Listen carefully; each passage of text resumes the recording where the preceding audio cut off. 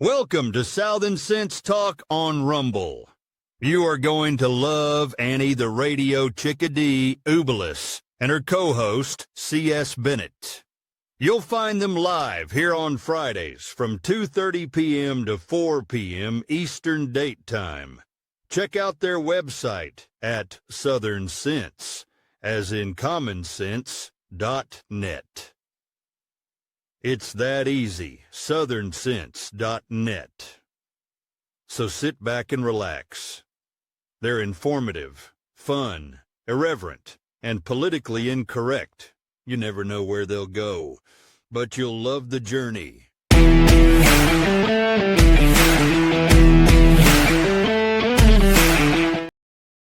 All right. Oh, good Lord. This is another way to start the show off the wrong way.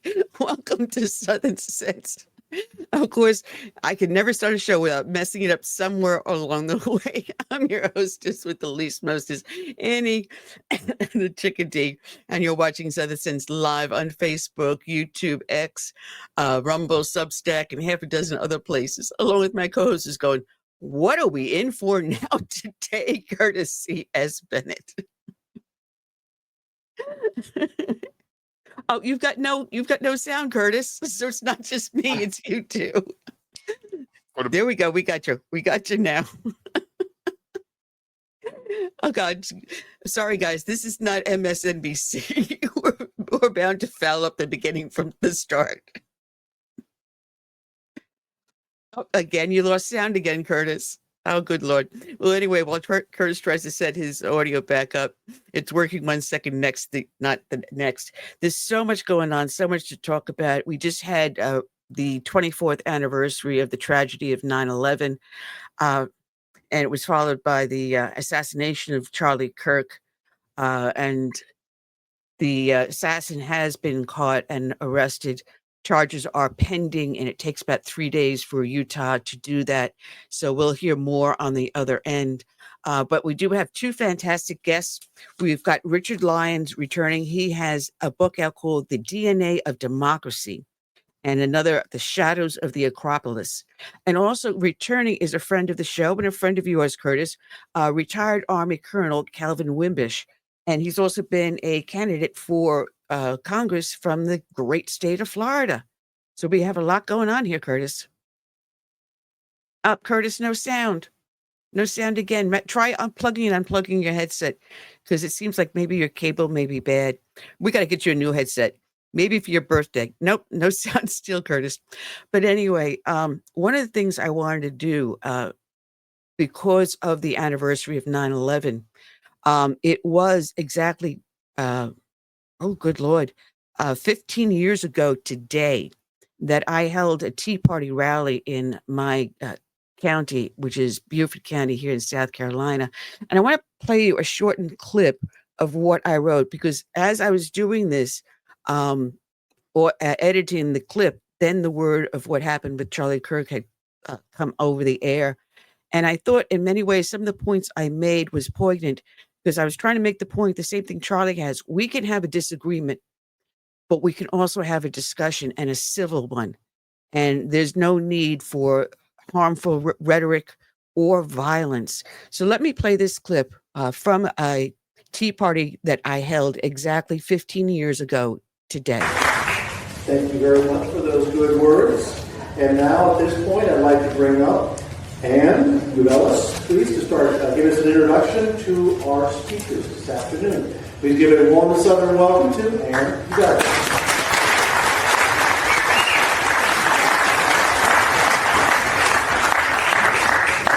Hi there. This Yankee thanks you. I may not have been born in the South, but I got here as best as I could. All right. Now, when this person wrote me the anonymous email, they wrote, I will be attending the Tea Party rally on September 12th. I will be looking to see the Tea Party representatives and speakers will be speaking to solutions to our nation's problems and not be a part of the problem. I will not be looking for gripes, complaints, anti-Obama, or racial placards. My response to qbill@aol.com was, you are most welcome to join us. However, we will not restrict free speech. speech.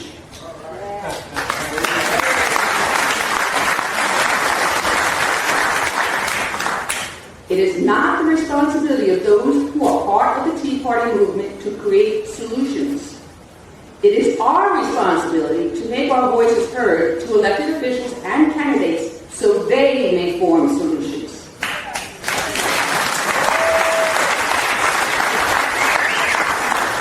It is our responsibility to seek out individuals who can lead us out of the quagmire both parties led us into and support them in their efforts.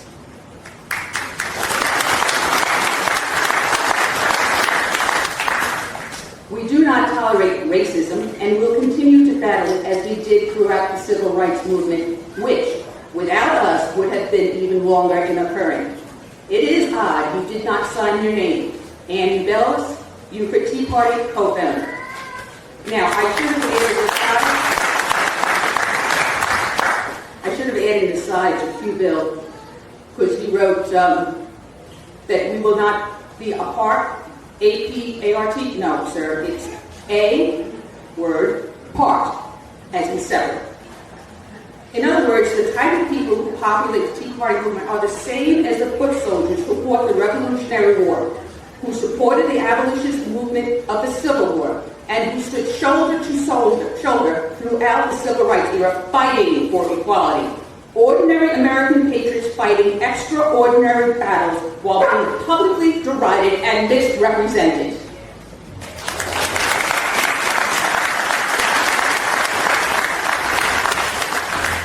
We seek out capable people and honest people who support the foundation of this nation, the Declaration of Independence, and the Constitution. It is our duty and responsibility to find leaders with wisdom, courage, and common sense to formulate solutions and implement them. We seek out organizations that espouse Tea Party principles to help form solutions and support these leaders, such as the Cato Institute and the Heritage Foundation.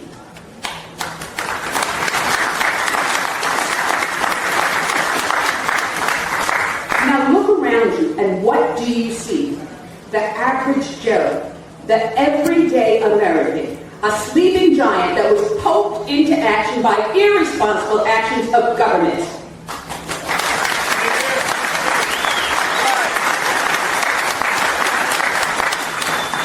We hold these truths to be self-evident, that all men are created equal, that they are endowed by their Creator with certain unalienable rights, that among these are life, liberty, and the pursuit of happiness. That to secure these rights, governments are instituted among men, deriving their just powers from the consent of the governed.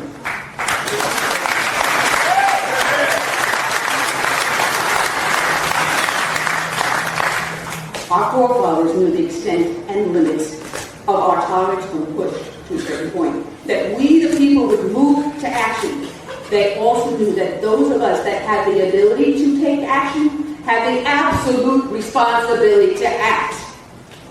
It was President Andrew Jackson who said, "One man with courage makes a majority." Well, we are the majority and silent no longer.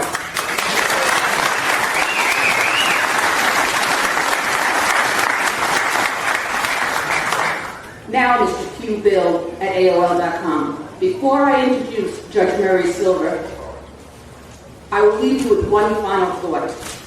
It was the Renaissance author Dante who said, "The hottest places in hell are reserved for those who in times of great moral crisis maintain their neutrality. You cannot silence us with your disinformation and veiled threats. We will be silent no longer."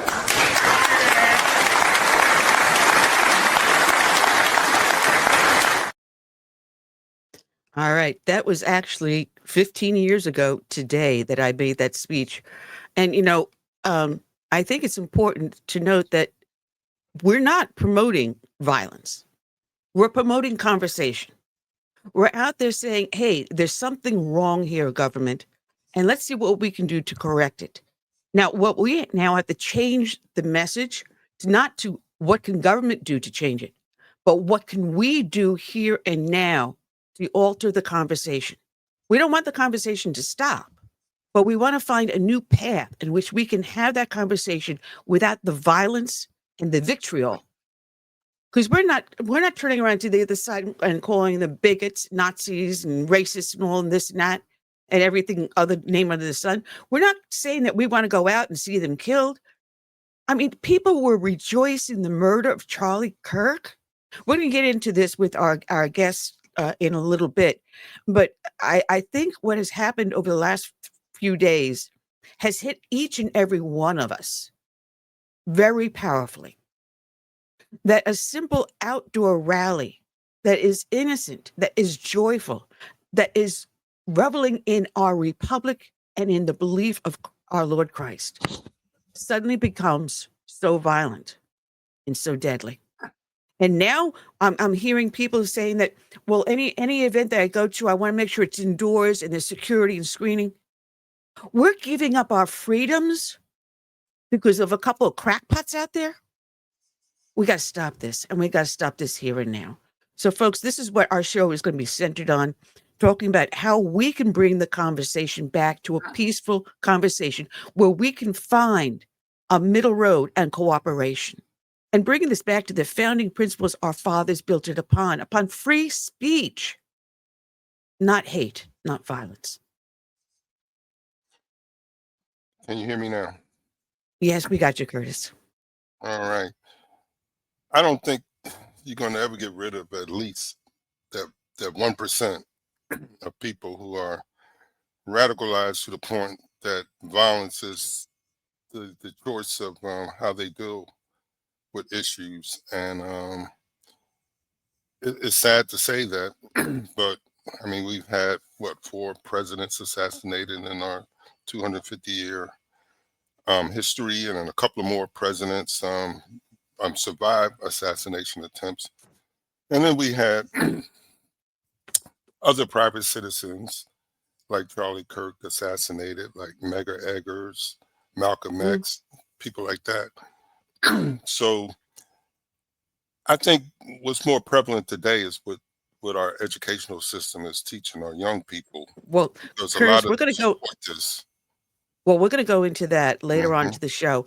So those that do watch the show know that we do start off each and every show with the dedication, and today is no different. This dedication I put aside prior to the events that have occurred over the last 48 hours, and I do not want to dishonor this person's memory because I already had the dedication up. And today's dedication is going to go out to Sergeant Grant J. Candies of the St. Tammany Parish Sheriff's Office in Louisiana. His end of watch was Sunday, March 23rd of this year. The wrong one. The St. Tammany Sheriff's Office has announced 2 more arrests in the death of a sergeant who was killed by a speeding car with a 17-year-old suspect behind the wheel. It happened yesterday during a chase. WGNO's Mallory Smith spoke with the sheriff about the deputy who was killed and the case against the suspects. Mallory. Well, 37-year-old Sergeant Grant Candies was a Marine Corps veteran, a father of 2, and a highly respected field training officer. He was even named Deputy of the Year after saving 2 lives in 2023. Sheriff Randy Smith says it's a huge loss for the agency. He was a go-getter, very enthused about going to work each and every day. He was a good family man with 2 kids. We're still kind of in shock over his loss. A tragic loss in St. Tammany Parish after Sergeant Grant Candies was struck and killed during a high-speed chase Sunday. It happened just after midnight on I-10 near the Oak Harbor exit. Candies was setting up road spikes to stop a fleeing suspect when authorities say the driver intentionally hit him. The chase ending after the suspect crashed into an NOPD unit on the South Shore. That officer was rushed to the hospital but has since been released. Inside the suspect's car were 5 people. The driver, 17-year-old Adrian Waddle, was booked on charges of first-degree murder, attempted first-degree murder, and aggravated flight. 2 other passengers, 17-year-old Michael Lanier and 17-year-old Mason Fisher, are also facing first-degree murder and attempted first-degree murder charges. I feel like, as the sheriff, when I hire these young guys and we put so much effort into them and they become part of a family, not the blue line, not just the blue line in law enforcement, but a part of a family when we all work together. And I know we're a large agency, but It is. It's one of the worst things of my job as the sheriff is to lose one of your own and have to bury him. A memorial service for Candies is being planned for next week as the St. Tammany Parish Sheriff's Office vows to honor his legacy and seek justice for his death. We know it's a good case. We know we're going to prosecute to the fullest no matter what. And it just shows you how dangerous this job is. Outside the department's office, a memorial wall pays tribute to fallen heroes. Soon, Candy's name will be engraved alongside them. We will never forget him and his ultimate sacrifice, putting his life on the line and paying the ultimate sacrifice by losing his life while serving this agency and the people of St. Tammany Parish. Sergeant Candies has been with the department since 2016. He leaves behind his wife and 2 children. A GoFundMe will be linked to this story on our website. All proceeds go to his family. Okay, thanks, Mallory. And today we're learning more about who Sergeant Grant Candies was beyond his badge. WWL Louisiana spoke with a reserve officer who watched him grow up. Amelia Strahan has more on the way Candies lived his life. Liked by everyone, compliments, never a complaint. And just a really good, not only policeman, but a good family man as well. A Marine Corps veteran, officer of the year, devoted father of 2, husband and friend. These are just a few of the ways St. Tammany Parish Sheriff Randy Smith remembers Sergeant Grant Candies. He was very involved in working, doing what was right. The 37-year-old was killed early Sunday morning while attempting to stop an accused reckless driver during a high-speed chase. We're very distraught over losing the life of Deputy Candies. But his legacy of protecting others started decades before he would put on a uniform. Grant was one of those kids, you know, he was always had that leadership ability. Integrity is a good word. In the 90s, Officer Burley McCarter led a youth law enforcement program in St. Charles Parish. And at just 14 years old, something about Candies immediately stood out. He was one that very quickly we put him in charge of something, and he took it and ran with it. From becoming a father to becoming a sergeant, his success never came as a surprise to McCarter. Even though I wasn't talking to him at the time,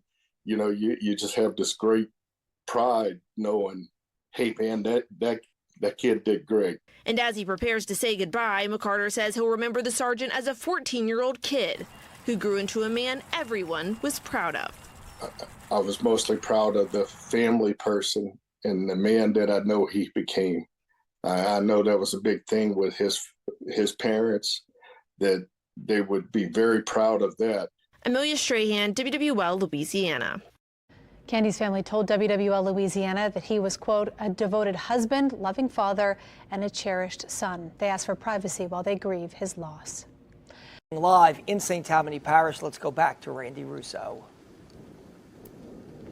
Yeah, and you know, just to kind of give you a perspective here, I was just speaking with a member of the St. Tammany Parish government who says that they've never seen this parking lot as full as it is today, with so many other brothers and sisters in blue, police departments from across the state coming here to show their support, along with family, loved ones, friends who Sergeant Grant Candies really grew up with. You know, we've really been seeing so many touching tributes over the course of this roughly 2-week period since he passed away on March 23rd. There have been fundraisers. There have been salons donating their proceeds. We've seen meal trains, just donations pouring in to help. But really today, there was such a poignant tribute whenever you drove up to the Harbor Center. 144 flags were placed this morning by the Patriot Guard. This is a group that dedicates itself to serving those who have served us in the line of duty, giving us the ultimate sacrifice, their lives in the line of duty. Their American flags, there's the Marine Corps flag, the POW flag, again, 144 that were all placed out there early this morning. And we were out here at 6:30 this morning putting out flags. And what you see is what the Patriot Guard has done for this family. We're here for them to honor their service to us and our country and our communities. And we're here to honor their families because their families sacrificed along with them.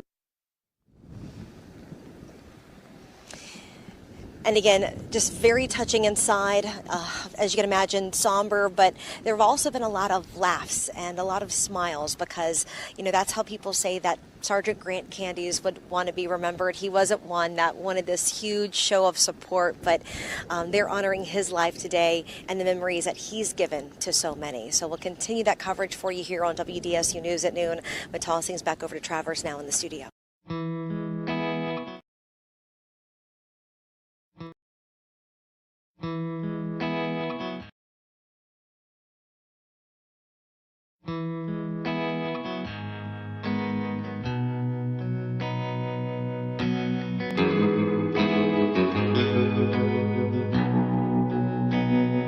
Let it be said, when we finish this race, we kept them free, we led with grace. Let it be seen, from sea to shining sea, beautiful America, living our legacy. Oh, father, mother, sister, brother, oh, we gotta learn to love each other. Oh, for the soul of the nation, for the next generation. Let us be known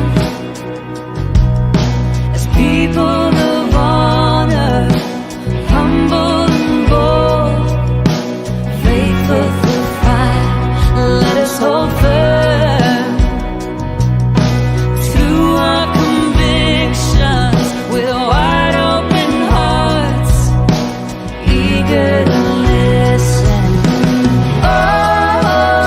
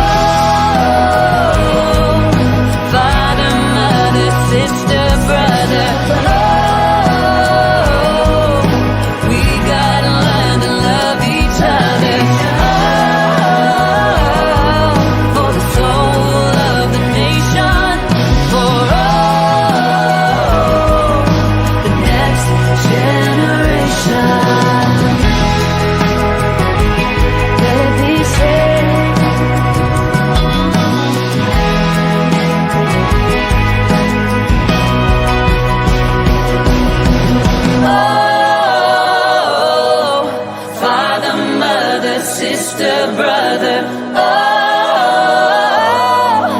we gotta learn to love each other. Oh, for the soul of the nation, for the next generation.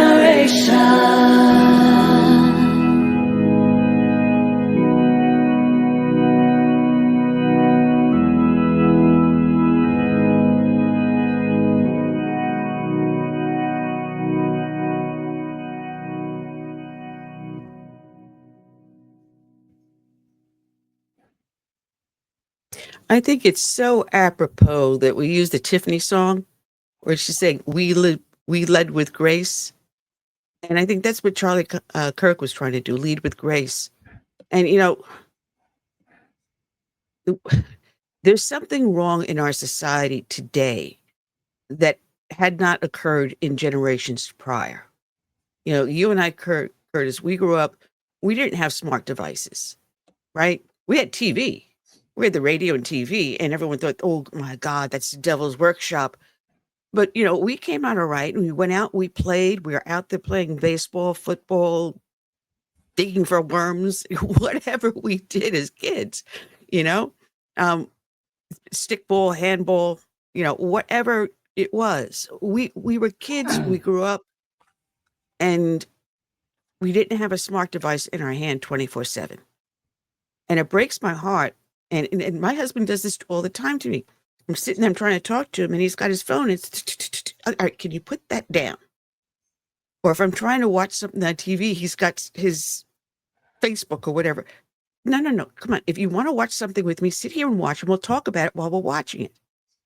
But, put this damn smart device down. And everyone's so, I think, enmeshed in these social networks today that they're not growing up the way we did with human interaction. I mean, we grew up with kids, and there were kids that you didn't like very much. All right, fine. So what? You managed to either avoid them or you turn around and say, hey, you're not going to bully me or something. You found a way to work it out, though.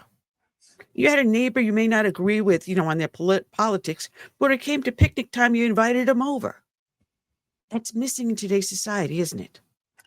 It is, and there's another aspect to this video generation. Columbine. Remember how they were shooting kids as they came out after they set the alarm?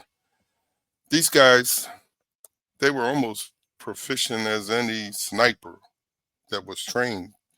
And they get this training from these video games, hours and hours shooting and becoming accurate. Because if you look at some of the reports that came out over this Charlie Kirk assassination, there were people in law enforcement that were convinced this was a professional job. And it looks like it might not have been. So where did this guy get these skills from? I would say video games. Yeah. They have guns and stuff you can point at a screen. The video games came out, I think the early 70s. That's when they started to come out with it.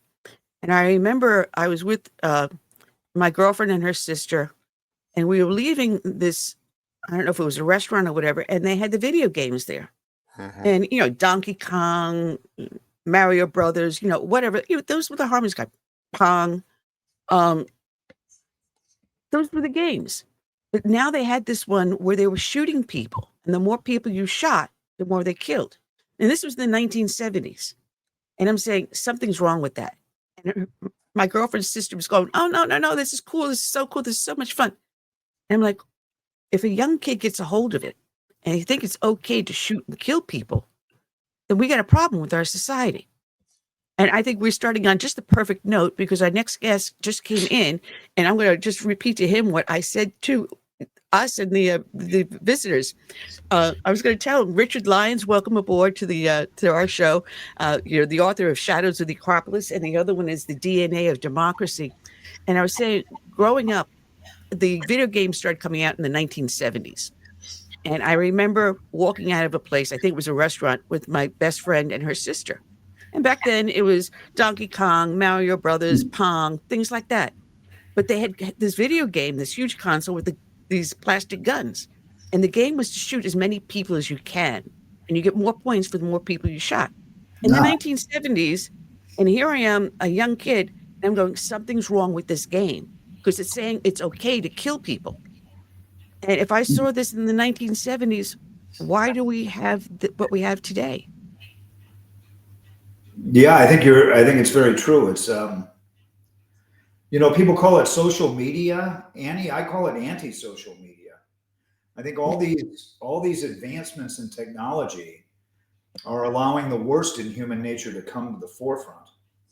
And then when it's exacerbated by media, that is searching for dramatic events, searching for, rage in order to gain ratings, you got a problem.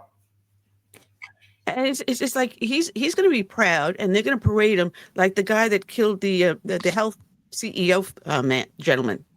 And everyone's going to say he's like a hero now, make movies about him because this and that, he's good looking, blah blah blah. That's what they're looking for. They're looking for fame, the 15 minutes of fame. Yeah, that could be a concept they're after. He's only 22, this shooter, and you're still looking for a date at that age. And the way that, in a warped mind, you become a celebrity this way. Sad. It's very, very sad. Very, yes. Well, they say Go ahead, he was Chris. pro. They say he was pro transgender. So we have to see if there's more to that angle. Well, there was something that struck me about Charlie Kirk, and just in the general subject. Charlie Kirk was first a person who believed in the Constitution, and second, he believed in the Judeo-Christian ethos. And those are two. One is a legal system, the other is an ethics system, and they are both systems that reconcile society.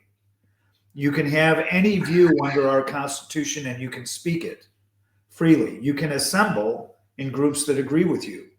It is the whole function of our Constitution to allow the broadest spectrum to be assembled in one place and state their views, and the best ideas win.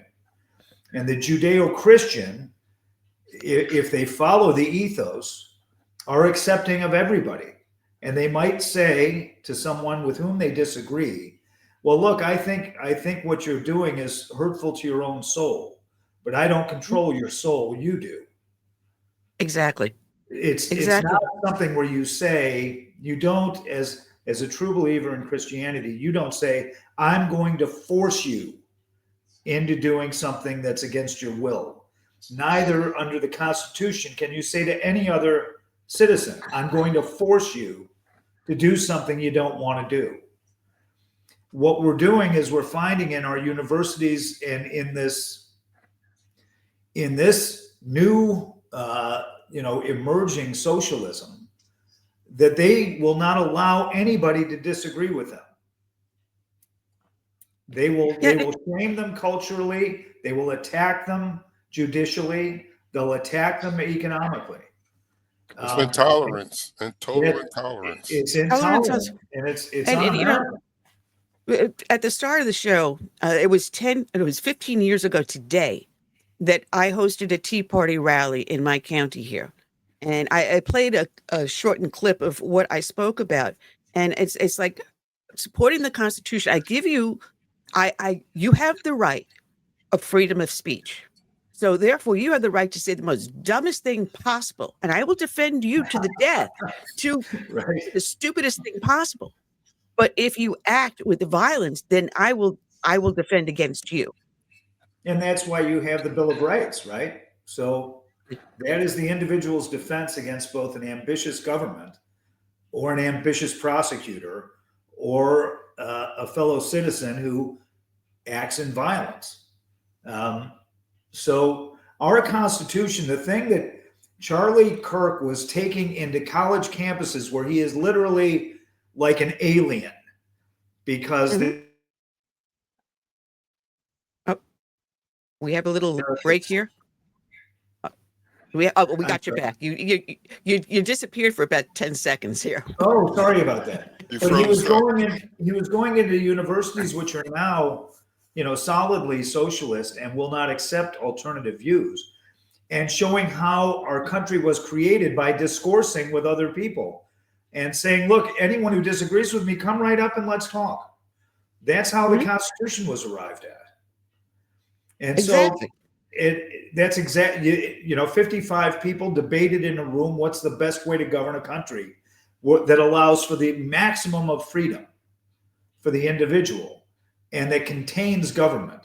And what you have on the other side now with socialism is they want to maximize government and curtail individual liberties and even the right to speak on a college campus. Going to college in the late 70s, it was all right. You still had debates. You were able to actually say something. But I sensed then the leaning towards socialism. And when you turned around, and I'm sorry, it's in my DNA being a conservative, a Christian. It's just from the day I was born. But you try to talk to someone who doesn't understand that. And I think Charlie Kirk was able to handle it with grace and dignity. And I watched him when he was debating someone about abortion. And I have to say, God bless my mom. She's 93. But a couple of years back, her church was having a prayer. They stood on a street corner praying for, stopping abortion. And I had made up a T-shirt that said, I thank God my mom chose life. And when we're debating and I'm watching Charlie Kirk debate this gentleman, I'm thinking about how perfect that is for him to say something similar to that. And he did, in a way. But Yeah. it just kills the conversation. You wouldn't be here if your mother chose abortion. So why are you supporting that? That's very true. But I think in a broader scope, there are always opposites. If you find people who are against abortion, you find people that are for abortion. The trick is you have to listen to everybody in an assembly that is protected, so that one person doesn't come through a door and shoot you through the neck. You know what I mean? That's exactly what happened Wednesday, and it's really so ironic that here he was on a college campus where literally the liberty of our country was thought of and founded. Yeah. And he can't speak without being shot. And he's speaking about the Constitution that allows freedom of speech. Well, I don't think it helps. I don't think it helps that the left is good at demonizing our side and the people that speak on our behalf, because you have some people out there who are influenced by what they hear. And if, we're the devil and we're Satan and we're Hitler, some of these warped minds may feel that they're appointed duty to take us out, to save the world. That's very well put. And that sort of language is way over the top. Well, the books that you write actually cover this topic, because you talk about the birth of democracy, and here it is through his history. And I got to laugh because when I was reading your bio, I was thinking back I think it was March. I spoke before our local Rotary, and they asked me to speak about what does it mean to be an American. And I went back to our Judeo-Christian beliefs, of freedom of thought. God gave us free will. What we do with it, that determines who we are. And Christ came to direct us in the correct direction and say, you have a choice. You have this path I can show you, or you have the other path. And God gave us free will, free speech, free thought. And then it came through with Plato and the Republic, and it grew into the Republic that the Greeks had created. And as it came through, now it morphed into, you can bring it up into England with English common law by King Harold, who first said you have the right to defend yourself. You have the right to own property. You're no longer a subject. You are a free person, which led to the Magna Carta, bringing us over to the Mayflower Compact. And then here to the Declaration of Independence, where Benjamin Franklin went to the Indians and said, you have a confederation. Maybe we can use what you're doing combined with our beliefs and create these states. And Yeah. it's such a magnificent birth. And this is all that you talk about in your writings. It is. That's right, Annie and Mr. Bennett. Our history, which is entirely now disregarded by the professorial class, is actually one of the most unique histories, of course, in the history of the earth, of the world. No nation was given birth like ours was, and with so many different influences from going back to the Israelites and Greece and Rome, and then I'm glad you mentioned the Native Americans, the Iroquois League, who they believed that the individual should have maximum freedom allowable under their law. And it's part of the sad history of that people. They did two things. They helped us. The Iroquois Confederation was the basis for our Articles of Confederation, which tied the colonies together to fight England. Right? That was the strong bond that helped us win the war.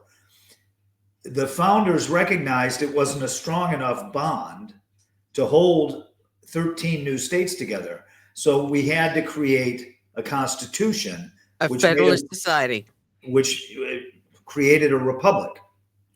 Sadly, for the Iroquois League and Indians right across the continent who shared the same belief in the individual so strongly that they could disagree with each other and leave on the battlefield, and that was okay, right? The ties that bound them were too loose, but they taught us how to bind ourselves under law, under a confederation that became the Union. You know, and if this history was taught today in school, I think the kids today would look at us in a completely different light. But we're getting them when we're allowing our school system to get them when they're very young, when they need to have more attention by their parents and more instruction on moral ethics, as well as the founding of our nation, and understand that. But instead, we shove them into school. We have no control over the curriculum, and now they're being taught to depend upon these teachers and not their parents or family members. They're being taught to rely on these teachers and not their religious leaders or their community leaders. They're saying, we're the ones who are going to tell you what's right or wrong, and this is how you're going to live. And, oh, by the way, you may be only 4 years old, and you may not feel like a boy. You just might be a girl. And let me know how you feel. Now, I'm sorry. I think back to when I was a kid, and I had an older brother, 4 years older, and if my father carved him a wooden rifle, I wanted one. If he made my brother a skateboard, I wanted one. That didn't make me a boy. I wanted to know what this was all about and learn and play. I mean, if you're out there playing baseball, I was out there playing with them. I was great. I was horrible in the outfield. I was a great catcher. Well, I think you're right. I think in 100 persons, in 100 male persons, there's going to be persons that are very athletic and tough, and there's going to be persons not so much. And among 100 girls, there's going to be some tomboys, and there are going to be some girls that are, extra sensitive, more emotional. And yes, and I think to try and determine at 4 years old what a person is, and to have, I'm writing an article about this right now, how Illinois is now, they just passed a law for mental screening in grade school from 3rd grade, so that the government now will be. We're getting a problem with his connection, Rich's connection. He froze up again. Yeah, he froze up again. I'm sorry about that, guys. Hopefully he'll come back in a moment. But I wanted to ask him about, because you froze up again. Everything you just said the last 15, 20 seconds just. Well, I don't know if you got a storm coming your way. A horrible law just passed in Illinois that they can now mentally screen kids from the 3rd grade forward. It's supposed to be optional for parents, but that will soon go away. When they notice a child, in fourth grade who's not acting as the teacher thinks, they're going to end up in front of a psychologist and who's going to tell them whether they're thinking right or thinking wrong, and there's going to be a judgment panel at school. That's very scary, because if you think about it, in today's society, there are certain jobs you need that they're going to have to ask you if you ever had a mental screening. So something you may have done when you were 8 years old and may not completely understand, you now may be labeled where you can't drive, can't own a car, can't go in the military, can't do this job, can't do that job. And maybe you may not be able to open bank accounts in these areas. That's very scary. I think it is. I think there's a reason in the Bill of Rights why you need a warrant to enter someone's home. And what this law is a warrant universally to enter kids' heads. Yeah, you're supposed to be secure, but it reads you should be secure in your person and your papers. And back then they didn't understand about And your computers, thoughts. but still. So in other words, everything we do on our cell phones, our computers, whatever smart device you have, you should be secure in, and a warrant should be required in order to obtain that. But again, your person should be secure. So we shouldn't be forced to be vaccinated. We shouldn't be forced to be mentally screened. But this is what our government's doing. They are violating the Constitution. One half of the government is. It's all to do with the rise, and you can tell me, Mr. Bennett or Annie, whether you think I'm right or wrong, but this began with socialism in our country, starting back with Woodrow Wilson. It's been growing slowly for 100 years. And they took over the schools. They took over the colleges. Yeah. And they took over the school system. They started under LBJ when the funding for all the schools started coming out of Washington, and it funded the unions. And the unions now have more power over your children than a parent does. It is scary. It is scary. I got to apologize. Every time I move my cursor over the screen, it shrinks my camera. I haven't figured out how to stop that yet. I guess maybe the government's going to shrink her head, make her look smaller. They might try. But, we were talking about education, and the Greeks were known to actually excel in that area. And they felt education was the most important thing. And CS, are you there? Yep, he's there. There it is. Okay. Yeah. So it looks like the problems are your end. But they reveled in classical education, teaching them the basics, mathematics, science, philosophy, things like that. But we don't do that today. We say scholarship, but scholar is the Greek word for learning. And there's so much we've lost in the history that you put in your books so that people can understand where we came from and how we got here. Yeah, that's the main thrust. If you don't know where you are or how you got here, you don't know where you should be going. I just, during Obama's administration, I noticed something very wrong with the way agencies were attacking individuals and groups. The Tea Party movement, the Little Sisters of the Poor, Lois Lerner, and journalists like Cheryl Atkinson and James Rosen. I said, this isn't right. What's wrong here?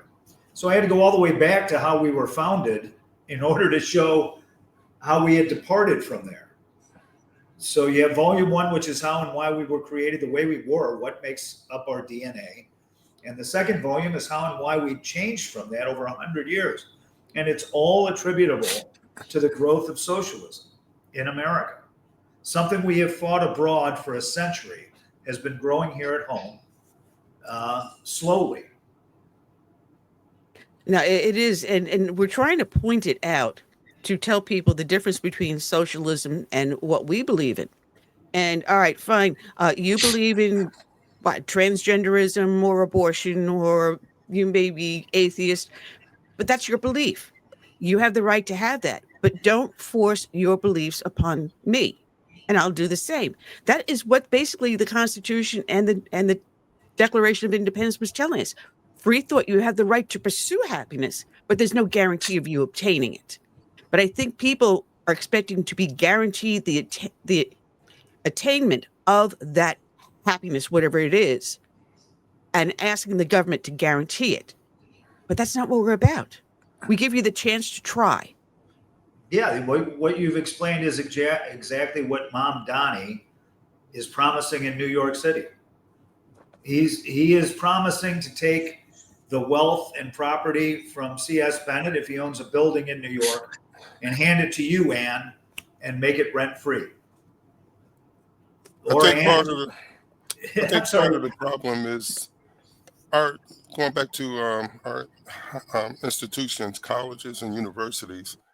They're no longer places of higher education, but more or less propagandized, propaganda machines that churn out little Marxists and socialists. That's very true. Yeah.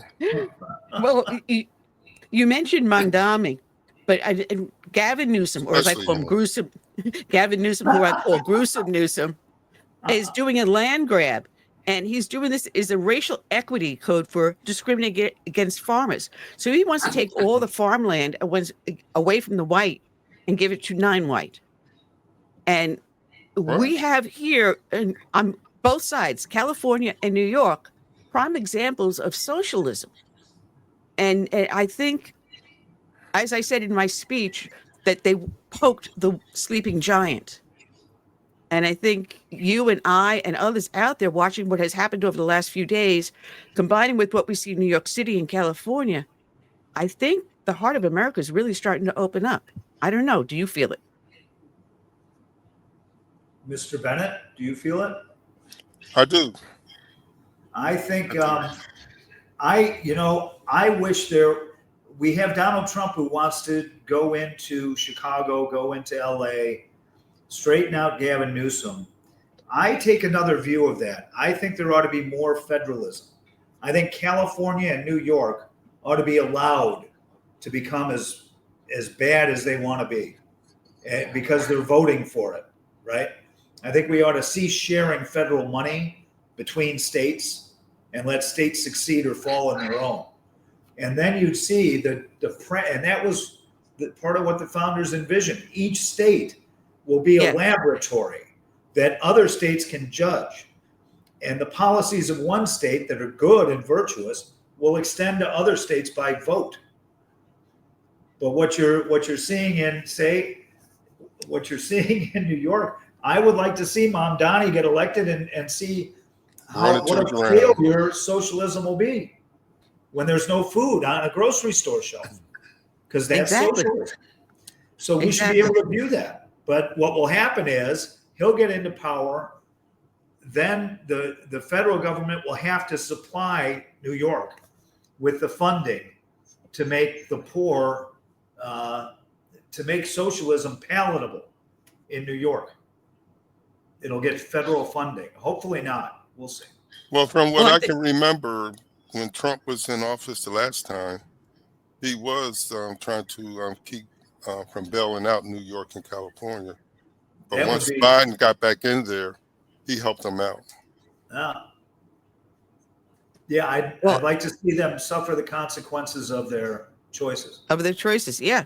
You voted the bums in. Now you got to vote the bums out. That's some old-fashioned language there, Ann. Well, we had Lindsey Graham was campaigning over here one time, and I was speaking just before he got up on stage, and it was I called it a ballot box revolution. And this is what brought Trump in. It was a ballot box revolution. The same thing with Ronald Reagan was a ballot box revolution. So when we talk about a revolution, it's at the ballot box. And if you didn't like what you voted for, well, your state has some form of way of recalling that person if you have the courage to do it. I mean, the stuff is in place there. And thank you, our founding fathers, putting that there. That's so why what they we put have to it do, and you're correctly right, if these things go through with Gruesome Newsom and the communist Mondami, the government should say, hey, listen, you guys put yourself in that position. We can't bail you out. We can't do this. Go broke. What you're doing, we feel, is not within the guidelines of the law and the Constitution. And if you think you're wrong, sue us, which they're going to do anyway, right? And that's what the Supreme Court is for. So, the pieces are in place. It's up to us now. Like I said, the sleeping giant is starting to awaken. And the Tea Party movement started long before was it 2009 is when we started. But before that, I think Ronald Reagan put the pieces in place. And I think people are leaning more towards Reagan-esque than Trump-esque. So let's see what happens. Yeah, I really think, and I made it a cause of my work, just to educate. If people were educated on just the difference between socialism and our form of the government, the way it was founded, if they understood the difference and why there is federalism, separation of powers between branches, why the states are independent to a degree, they would understand, wow, this mechanism is fantastic. It makes sure that nobody can dominate government and tell you what to do. But that's not what they're being taught, unfortunately. No. They're being taught to hate their own country. And I can't even describe how awful that is. This country has sacrificed so much for the right causes. And I mean, look at 9/12. There were some people who said we deserved it for, butting into everybody's business around the world. Yeah, I remember that. And, well, there's always detractors, but doesn't it seem, you two, that we're always fighting the media? The media always takes the mantle of opposition. You couldn't, if the Chinese ran the New York Times, I don't know that they'd run it any differently than the way it's run now. You mean they're not? Well, maybe they are. TikTok. Maybe they are. Excuse me. But, it's funny because when it came to the media, I harkened back to the Vietnam War days, and Walter Cronkite was the icon. Whenever you turned on the news, you didn't get the reporter issuing opinion. You got the simple, blatant facts. And then you make your own opinion. They just laid it before you, and then you decide what to do with it. That changed one night when Walter Cronkite came on and said he opposed the Vietnam War. And once he did that, the floodgates opened. Because everyone goes, oh, you don't do opinion on the news. But suddenly, because it was Walter Cronkite who did it. Yeah. And that's the day I said media died. Wasn't that right after the Tet Offensive? Or exactly, yeah. Yeah. Or is it My Lai? Or was that the My Lai massacre? No, I think it was the Tet Offensive. And there was that horrific image of that general, actually, that was fighting for the South, that executed a man right in the street. Oh, right. Yes. Run up to him. Do you remember that? Oh, yeah. I remember that. The guy was kneeling. So I think it was the Tet Offensive and that, and he said, there's no way that we can win this war. I remember the My Lai massacre too, with Lieutenant Cowley, something like that. Yeah, the media died, and that after that it became all opinion. Now, I'm not a news person; I just do opinion, and I don't even pretend to do news. But what I would like to do is turn on the TV and just see what the actual facts are without the opinion being put into it. Now, MSNBC just recently shot themselves in the foot. Was it Dowd, who used to be a Bush worker, that made some stupid ass, excuse my language, stupid comments, saying that Charlie Kirk caused what happened to him. We saw time and time again others that turned around and they said the same thing. Now, the Panthers, Carolina Panthers, just turned around and said their communication guy is gone because he made another comment that was, made no sense, supporting whoever killed Kirk. You're seeing the TikTok video that's now going viral with that woman with the ugly tattoo on her arm. you know, social media can also backfire on them now. Oh, we lost your voice, Richard. Richard, you got muted somehow or other. I don't know how you got muted. Let's see if we can.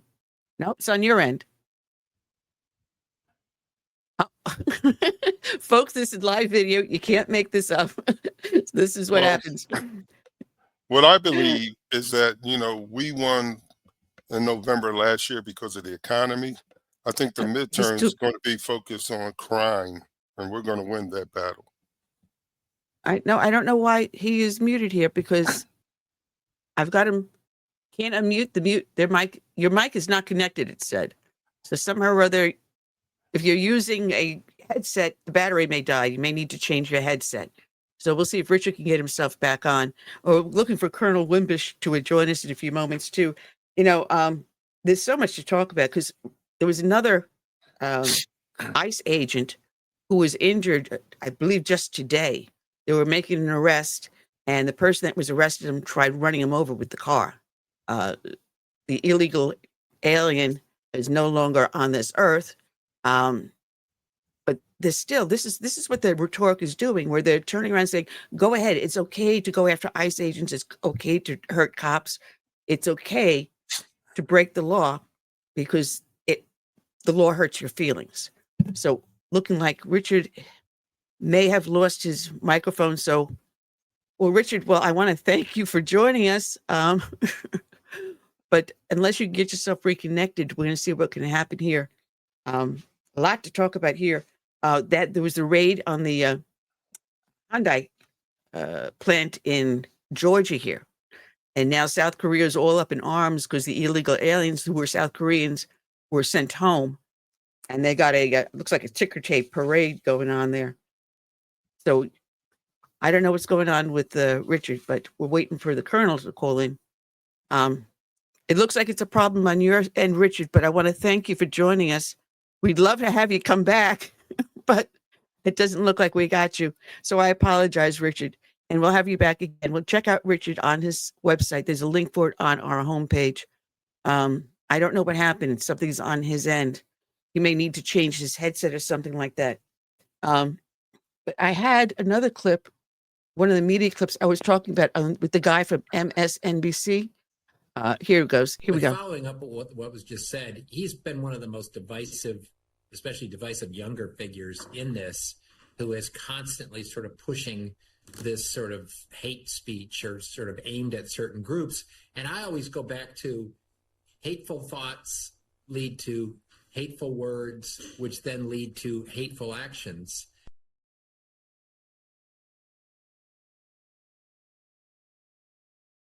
See, there we go. Hateful thoughts, lead to hateful actions. I'm sorry.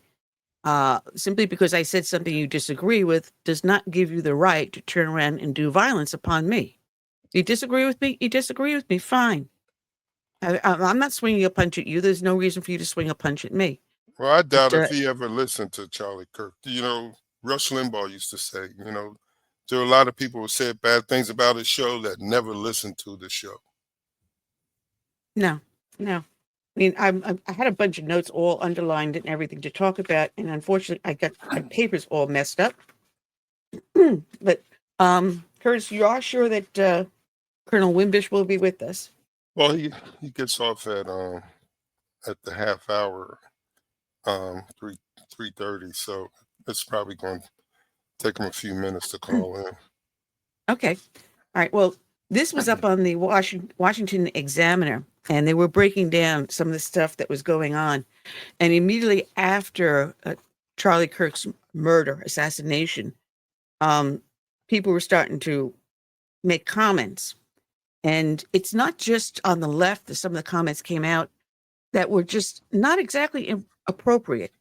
You had Ilhan Omar, yeah. She made a statement. I was going to pull it up, and I says, no, I'm not going to give her the dignity of it. And basically, she was supporting what the assassin did. But on the other side, on the Republican side, a Republican strategist, Ford O'Connell, said he hoped Kirk's death could be a turning point All right. Pushing lawmakers to tone down inflammatory comments. And yet, this is what he said. He said, I'm not all that optimistic that we are. What happened to Charlie is wildly unacceptable. That can't happen again, and sadly, it probably will. He was echoing some of the other political aides, and they said they don't expect political violence to tone down in the future. You know, that's not how things should be going. It looks like we got Richard back. Richard, are you back with us? Well, let's see. Can you hear me? We got loud and clear. We got you. It was your good thoughts that brought me back. Well, I was saying that some of the rhetoric, the bad rhetoric was not just on the side of the socialists. I'm looking at some of the things that even Republicans have said in the aftermath. Instead of saying, hey, listen, it's unacceptable to meet speech with violence. And yet they're saying, well, it's probably not going to end up and it's probably going to happen again. No. You just say it should not happen again. We're going to work to stop it. And I'm listening to some of the things that they said. Another staffer who worked in Trump's first administration suggested that violence had a supernatural element to it. Well, maybe there's some truth to that. Because this is a battle of good versus evil. But by placing in that term, aren't they then heating up the rhetoric? I would say yes, and I would say that that's just what the left would want. They want to provoke reaction. And so the violence can escalate from both sides. Now, what I see that's going to, I don't know, it's got to happen when we go to these institutions or areas where, we're facing a hostile crowd. Not everybody there was hostile, but you do have institutions that are pretty much liberal and progressive, socialist, whatever. We have to use the technology that we have. I mean, we just saw what happened to Trump. A guy was about 250 yards away. People, the first question they asked, where were the drones? Yeah. Now, drones aren't expensive. So I heard that he had a security team, and plus you had police there, campus police. Why don't they have any drones to fly over, like eyes in the skies, as we say in the military, to check the rooftops and stuff? Because he is controversial in the eyes of some people, Charlie Kirk. That could have been probably prevented if we had a drone up or two drones. Well, he froze up. Yeah, Richard froze up again. But that would be from a actually law enforcement side. What do you think of that, Annie? It depends upon This is the world we live in today. Well, the assets depends upon what the assets that the law enforcement had or could afford to do. Well, like I said, drones they are not expensive. Some of them I see them in stores for like $50. It's a curious question, but again, what assets did the law enforcement have in place? What was on their budget? Again, what was on the budget for Charlie Kirk's security? Yeah. But it would be something that it would be something to see if they could institute in any future cases. But and that's what I'm talking about going forward. But we think that we're out there, we're having free speech. We're not thinking about someone physically attacking us because we're not an elected official. You're not the president of the United States, but you don't think that you're going to be in that part of a harm's way. Like I stood before crowds many times speaking. And the last thing is on my mind is someone's going to physically attack me. I mean, you've done public speaking, Richard. Has that ever occurred to you? No. No, it hasn't. But I guess in this day and age, this is what, sadly enough, we have half the country to whom violence might be the last thing they'd resort to, and half that thinks it's a method of advancing what they want to do. Their agenda. And I heard a crazy statistic that you both will find alarming, that when they interviewed students of college age, 1 in 3 of them said that violence was a means to an end if they're not getting their way politically. And I heard that stat, and I was just very alarmed. That's 33.33%. You know, And then it's crazy because the other is that college age students, 56% of them believe socialism is the correct, not an alternative, the correct alternative to government.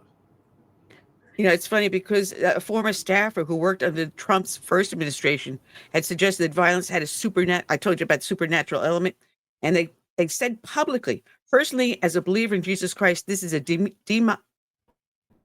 demonic spiritual warfare. We've been in it for some times, but like this is the darkest it has felt in a long time. You know, basically saying we're at a physical war.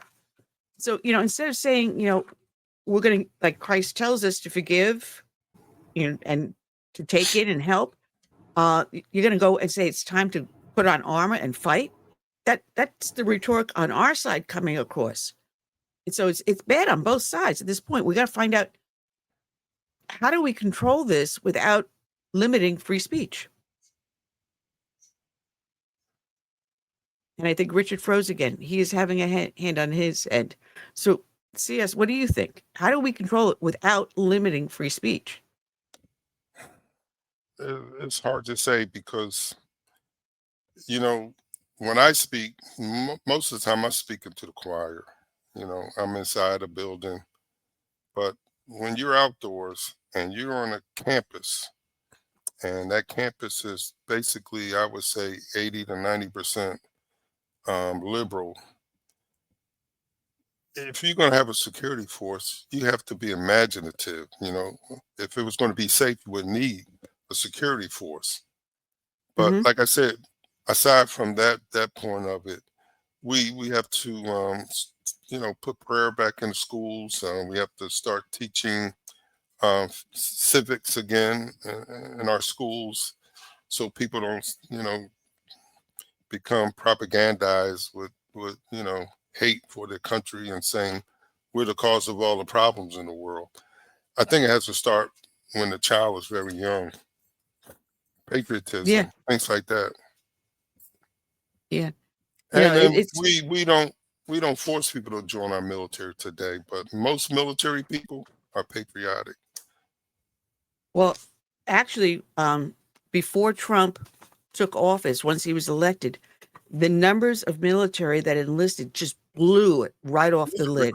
They far exceeded their quotas, and a large number that have joined are actually now women. Women joining in numbers into the military. So it looks like Calvin is in our green room, but we need him to open up his camera and his mic so we can bring him on board.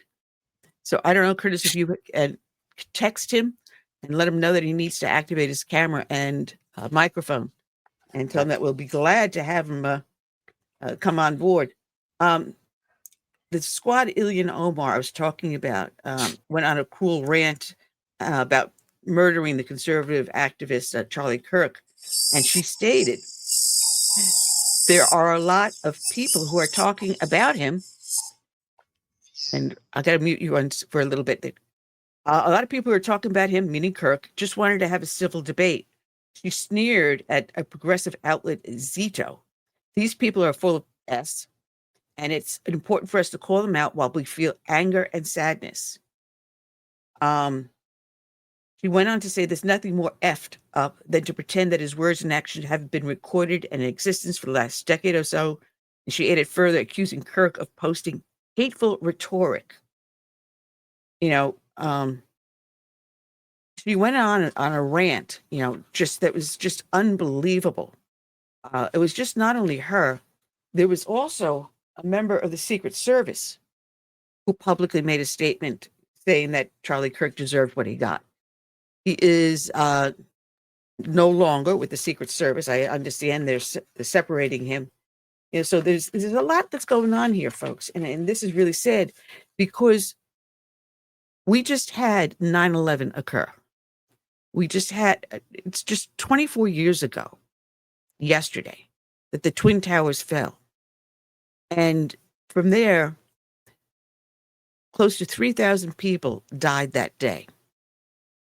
343 firefighters and I believe it was 73 law enforcement.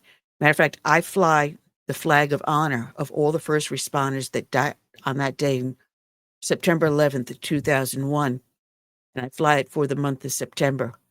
So I'm just bringing Curtis back on. I unmuted you while you're talking to Calvin. So we got his microphone. Hopefully we got his camera in a few minutes.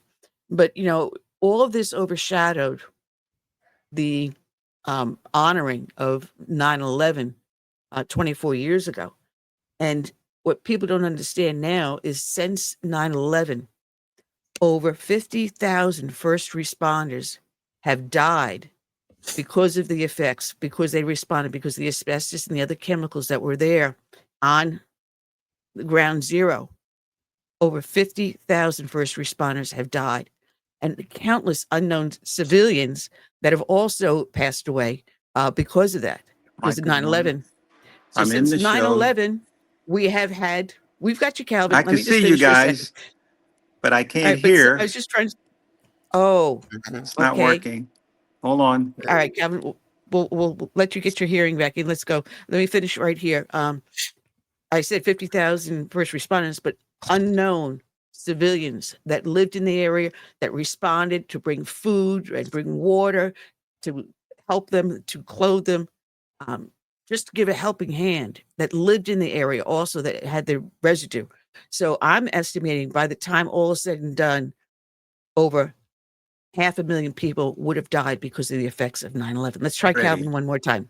All right, you're ready, Okay. Calvin? Can you hear us? I can see you. Hello, Calvin. Hello, can you hear me, CS? We got you. Yes, we Yeah. got you. But Can you you can't hear hear us? I can't hear. I'm sorry. And your audio's It's on? on. Mic's on. Yeah. Folks, this is what happens when you get let me see if Well, I can what he's at the VA, and uh-oh. I think I there's accidentally dropped him. I think I this accidentally dropped him. their system was dropping him, blocking him rather. So he was trying Safari or something like that. Well, he got dropped. All right. So he's trying to come back in again. Hopefully this time, folks, we'll have Calvin. And I see his fine. Gotta say, can you hear us now, I Calvin? can hear you. All right. All Hey, right. hallelujah. Hallelujah. I feel All better. right, you got your veteran hat on. I got my 9/11 pin on. Whoops, which way is it? Bless your There's the heart. go. I see it. I see it. Yep. And I see CS there, smiling And as always, but it's a and kind of a small smile. but I also got my 9/11 shirt on. Look at you. Well, God So yeah. bless you all. I had to find myself a little corner here in the VA. The signaling was just so terrible. I apologize for being late, but to all of those listening on the air, I'm always honored to join Annie and Southern Sense. It was indeed an honor for CS to invite me to come back. Yesterday, I was a busy day of being before all of our fellow veterans here at the VA Lake Nona. We had the 9/11 remembrance, and 3 weeks ago, as I was telling CS, I got asked to come up to the top floor and we wanted to interview me about speaking. I said, on what and when? And we said, how about the 9/11 remembrance? I said, you sure you want me to speak? You probably know my reputation. And they looked at me, said with a puzzling eye, well, you have to be careful about how you say and what you say. I said, let me just say it this way.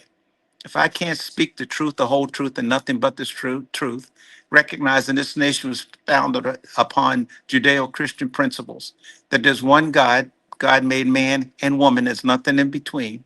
And those who fought to make our nation come together, those who fought during the Civil War to bring it back together, the blacks who came out of slavery, and those who were already free, and those who were wanted to get free under Frederick Douglass worked with Abraham Lincoln to make sure that the Union Army could win it so everyone can't say, I don't have a chance. And if I can't come fast forward today and say 9/11 was another opportunity, like World War II, when the emperor realized his plan failed and bin Laden's plan failed, you mess with Americans, not only you open the sleeping tiger, but you get the line of Judea, Judea Judah, Judah, line of Judah. Got to get my speech all messed up. But at the end of the day, I smacked them by saying, we're one nation under God. Regardless of where your ethnic origin is, your language, you're pledged by birth or naturalization to honor one flag, speak one language, which is English. That's your primary language. You come here, y pluribus union. We're, out of many one. And if you can't accept that, this is not the place for you to be. And if you can't be part of America, come see me. And you should have saw the reaction in the audience was excellent. CS I taught me how to played talk like that. I played a clip of on September 12th, 15 years ago. I had a Tea Party rally in my county, and I played the clip of my speech there. And it somewhere along the same lines that, we are one. I Yes. mean, God gave us these unalienable rights of life, liberty, and the pursuit of happiness. And we all are created equal. We were given free speech, and our previous guest, Richard Lyon, was cracking up because I said, we have freedom of speech. So you have the freedom to say the dumbest thing possible, and I will defend you to the death. But you That's still right. have the free speech, and I have the free speech to fight back with you with words. So you can say as stupid as you want. It doesn't matter. You got free Absolutely. speech, but it doesn't deserve a violent response. Not at all, especially after what happened yesterday with Charlie Kirk. And it really broke my heart because as I went through the cycle of what happened in 9/11 from the first tower to second tower, the Pentagon and then Shanksville. And I talked about the number of people, nearly 3,000, comparatively speaking to Pearl Harbor. I try to paint that picture. I had slides, but some of the people in upper levels said, well, we don't want to create any kind of remembrance. I says, you look around, you got some symbiology of everything. From Yeah. there are three kinds of people in our audience, I told them. Those who are audible, you say it, they may understand. I could just do a speech without no pictures, no nothing. Then those who need to visually see something. And that's why I thought the images of not some of the ones of people falling out of the building, but seeing the aircraft coming towards or actually hitting, or understanding what Abraham Lincoln and Frederick Douglass did. And I had a picture of them two side by side, and a picture right below that of Frederick Douglass and his sons, all of which joined the service. His elder, Lewis, went to become a command sergeant major. The other became a first sergeant. And I said, if they were willing to put their lives at risk for people they didn't know, why would it be wrong to share that with the audience to say 9/11 happened? It stirred men and women of America. It stirred up our industrial workforce to say we need to come together, go find, track down, and fix and destroy those who try to destroy us.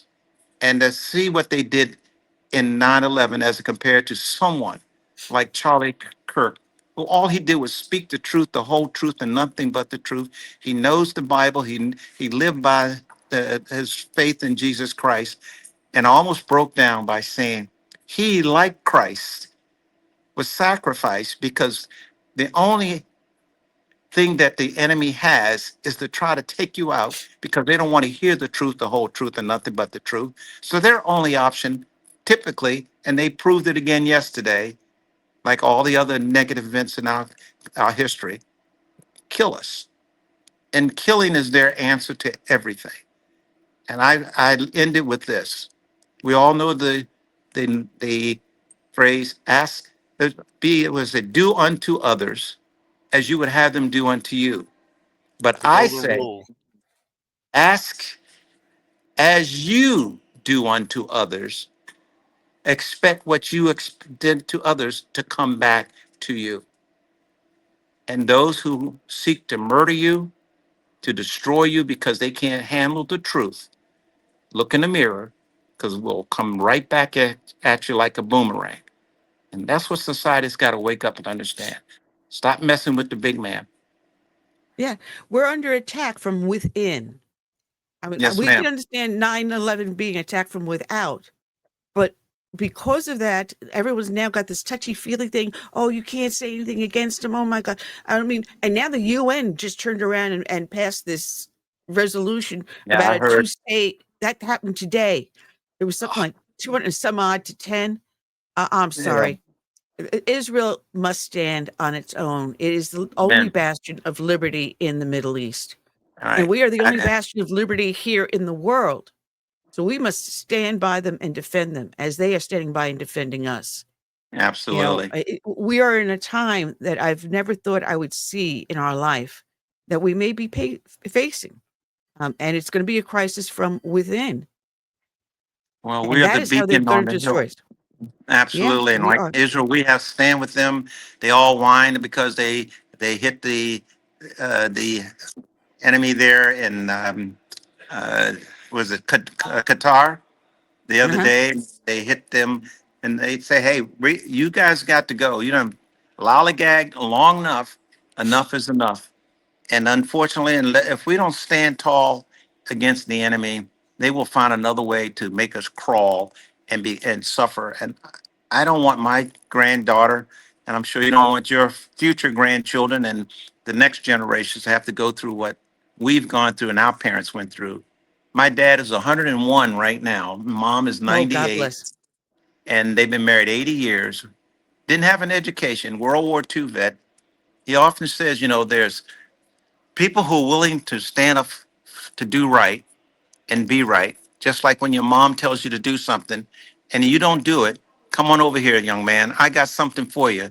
And it's either the belt around my waist or the strap on the wall. But at the end of the day, you mess with America, the enemy must fall. And we have to stand up to the enemy within, domestic, as well as foreign. And I Yes. just say to all that are listening, if you don't know what 9/11 is all about, and if you watch some of the video clips where news people go out on the street and out to the beaches and ask the kids, what does 9/11 mean? Oh, it's another day to celebrate. What? I don't know. Our schools have failed the young people, Yeah. and the And system instead, that just broke. and we just call it Patriot Day, and everyone thinks, oh, it's another day to fly the flag. No, it's a day to remember the dead. And as I said, since 9/11, 50,000 first responders have passed away because of cancers Oh, and yeah. other things from that. Untold civilians who lived in the area or came to help. We don't know Mhm. how many on that side. And I'm saying all well and done, when it's the last person passes, we're going to find it's going to be close to 500,000 from 9/11. And it is the largest tragedy to hit our nation ever. Well, Calvin, we're out of time. I'm sorry I we didn't have understand. more God time bless with you you, all. Thank but you we're for going to have to allowing me get to you come on back. the air. I'll be And back. thank you Thank for you your so much. service. And All God right. bless America, and God bless all of you. Southern sense is the way to go. I tell all my friends to dial in. Take care. See you Thank you. next God time. bless. Thank you for Okay. the invitation. All right, You're Colonel. welcome. All right, that was Colonel Calvin Wimbish. We love him. We got to get him with more time on. He's just sit back and let him go. Sit back and let him go. But folks, we will be back next week. I don't know who I have lined up just yet, but hopefully it'll be a little bit more fun than this one. But please do not forget 9/11 and don't let other things overshadow it. Yes, Charlie Kirk's passing is very tragic, and we can tie it in now with 9/11 because it's our freedom that's being stolen by the assassination of him. Is our free speech is being taken away. We can't let that happen. As I said, we got enemies without on 9/11 from without and enemies from within. This is a nation to defend. May God bless it. May God bless each and every one of you. And we'll see you next week.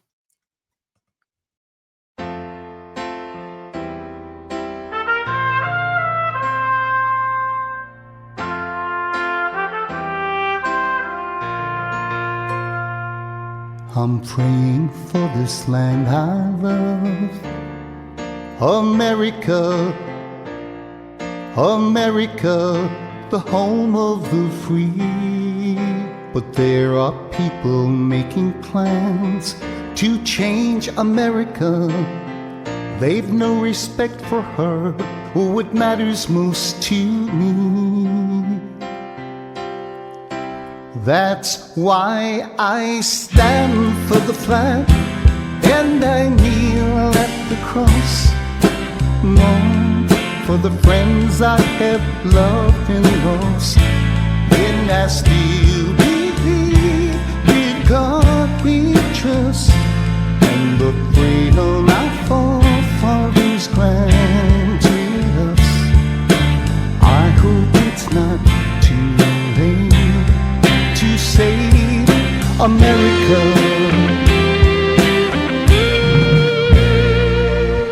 Do you hear our battle cry across America? We've got to rescue her. You know it's up to me and you to see the truth behind their lies. Don't change America. God bless America and the red, white, and blue. That's why I stand for the flag and I kneel at the cross. Lord, for the friends I have loved and lost. And I still believe in God we trust, and the freedom our forefathers granted us. I hope it's not too late to save America.